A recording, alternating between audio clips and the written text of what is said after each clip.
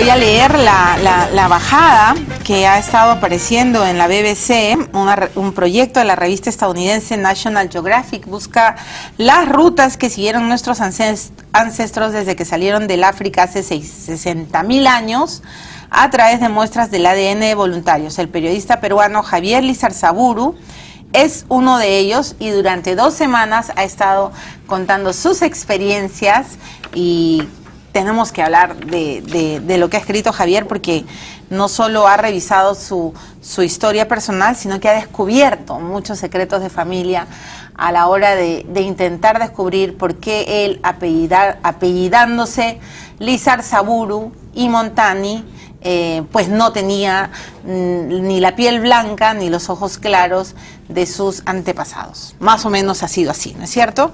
¿Cómo estás, Javier? Hola, Milagros. Bienvenido al programa. Gracias. Lo primero que quería hacer, y eso lo pensé en la mañana cuando me invitaste, tengo que felicitarte. ¿Por qué, señor? Porque eres la única periodista peruana que ha cogido este tema.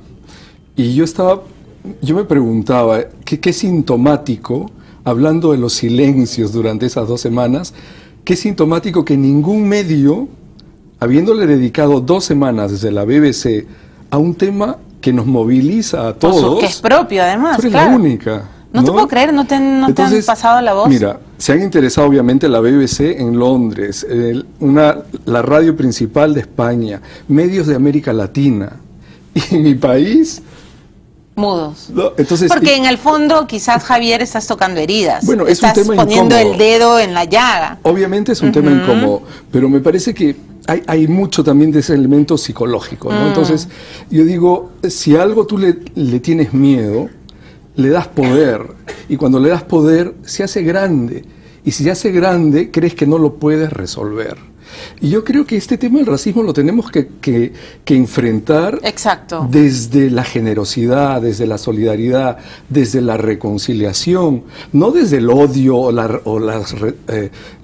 alguien me escribió y me dijo, porque claro, la frase que siempre te dicen es, eres un acomplejado. Sí, bueno. Tú estás escribiendo esto, he leído en tu Facebook, sí, además que, sí. Ay, Javier, no seas tan acomplejado, ¿por qué estás escribiendo? ¿Y por qué no vamos a escribir de esto? No entiendo.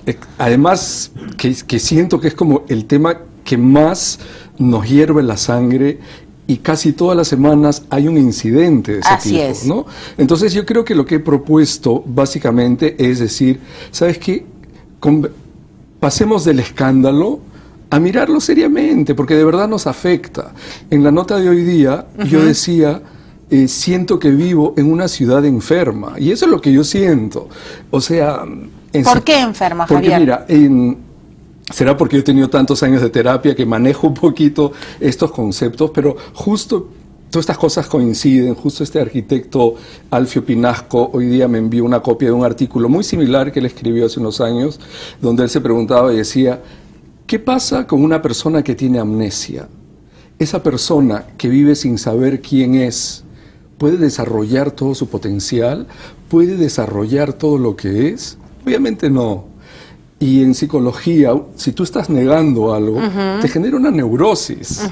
Entonces, los consultorios psicológicos están llenos de pacientes que niegan, que tienen ese problema. Entonces, si tú tienes una neurosis a nivel personal, y perdónenme los profesionales si hago una analogía barata, pero siento que en el caso de Lima se aplica. Hemos vivido negando tanto una parte de nuestra identidad que tenemos una ciudad neurótica. Entonces, no es porque la gente tenga bajos niveles de educación que influye, no es porque haya demasiados carros que influye. Yo creo que tiene que ver también con cómo nos miramos nosotros, ¿no? Y un síntoma muy evidente, muy claro, es que todas las semanas en los medios informamos de algún escándalo que alguien se ha terminado insultando, ¿no? Así es, y además que... Y no pasa en otras ciudades a ese nivel, ¿no? En otros países. No, además no es políticamente correcto ni siquiera decir en alta voz algún adjetivo que tenga que ver con el color, con la raza. O sea, desde alguien podrá decir, sí, claro, ahí está absolutamente encarpetado o encuadrado en la sanción, ¿no es cierto? Si tú te atreves a decirme un adjetivo, pues te va a caer no solo la sanción pública y moral, sino también una sanción en un juzgado. Y eso está muy bien. Pero eso es lo que quería decir, pero eso está muy bien, porque además nadie tiene por qué estar insultando. Yo estaba leyendo tus entregas y me llamó mucho la atención. Claro, tú te apellidas Lizarzaburu, que es de origen vasco, y Montani, que es de origen italiano. Sí. Y leía en uno, no sé si fue la segunda o la primera, tú corrígeme por favor, que decías que la primera vez que alguien te dice indio no es en el Perú, sino es en España. Exacto. Tú además has vivido muchos años en Londres, has trabajado en la BBC, has trabajado mucho tiempo fuera y recién has regresado al Perú.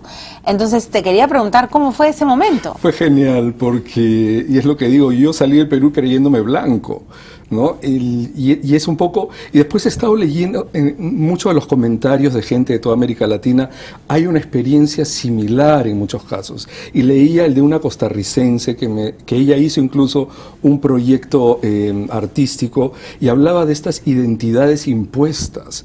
Entonces ella dice, en Costa Rica creemos todos que somos blancos, que descendemos todos de los españoles y hemos negado, ahí parece que es peor, porque dice, ahí absolutamente negaron los orígenes indígenas hasta que ella encontró el retrato de su bisabuela, que era una india, no me acuerdo el nombre de Costa Rica, y entonces habla ella de esas identidades impuestas. Entonces, en tu caso, ¿cómo se construyó esta identidad? Mira, yo crecí con la familia de mi madre, en la que la mayoría era lo que uno describe como gente blanca. Y yo andaba mucho con mi abuela, una señora de ojos azules, blanca, qué sé yo. Entonces, yo creo que también son esas cosas inconscientes, porque junto a la identificación visual estaban estos mensajes, por ejemplo, de mi abuela, que decía, hay que mejorar la raza o hay que blanquear.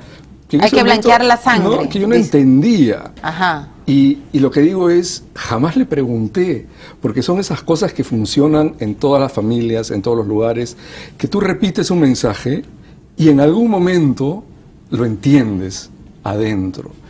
Entonces, y además hay familias que dicen, ay, qué pena, se casó con un oscurito, ¿no? O qué suerte que tienes, que nació blanquita, ¿no? Lo he escuchado varias veces, Sí. Ay, felizmente le salió blanquito, Sí, o sea... Pero, no ¿sabes cuál es el tema de fondo para mí? Más allá de que si somos blancos, negros, cholos, chinos, y que si nos insultamos o no, es qué consecuencias, qué impacto tiene sobre la sociedad. Porque, por ejemplo, en Londres, donde viví, hay mucha gente racista, pero hay mecanismos legales para enfrentar eso. Entonces no vas a acabar con una mentalidad racista. No creo que se trate de eso. Es qué pasa con el ciudadano. Entonces, el problema se convierte en un problema para mí cuando frente a una actitud racista hay un impacto, una consecuencia en la sociedad. Que aquellos que se ven como menos, además tengan menos oportunidades. Entonces tú sabes que mi tema es la ciudad. Sí. Entonces, para mí, ver que en mi ciudad hay ciudadanos, no solo que son vistos menos, sino que además la estadística nos dice que son los que tienen menos oportunidades, entonces ahí es cuando hay que cuestionar el racismo. No porque alguien me diga, oye, cholo sinvergüenza, a mí me da lo mismo. A mí lo que me importa es que las oportunidades, que todos podamos sentir que pertenecemos a una ciudad, que no haya gente que piense que hay otros que tienen mejores posibilidades o que hay otros que tienen más derechos que yo. Me sorprendió esta escena que narras, tengo que ir a la pausa, pero dos chicos en el centro de Lima te preguntan saliendo de una cafetería si pueden entrar y cuánto cobran por entrar. ¡Oh! Muy fuerte. Eso es demasiado fuerte en una ciudad que ni siquiera debería estar esa pregunta en la mente. Entonces, y tú te preguntas, ¿dónde están esos mensajes que les dicen a esos chicos, tú puedes, tú tienes derecho? Porque eso, claro, de repente soy dramático, pero me gusta verlo en un contexto amplio. Si tú sientes que no puedes, que tu ciudad no está abierta para ti, sientes que tampoco no vas a desarrollar todo tu talento. Mira todos los peruanos que han desarrollado su talento en el extranjero. Así es. ¿Y cuál es el rasgo que los une? La mayoría son de origen indígena. Y cuando hablas con ellos, te dicen que mi país no tenía oportunidad.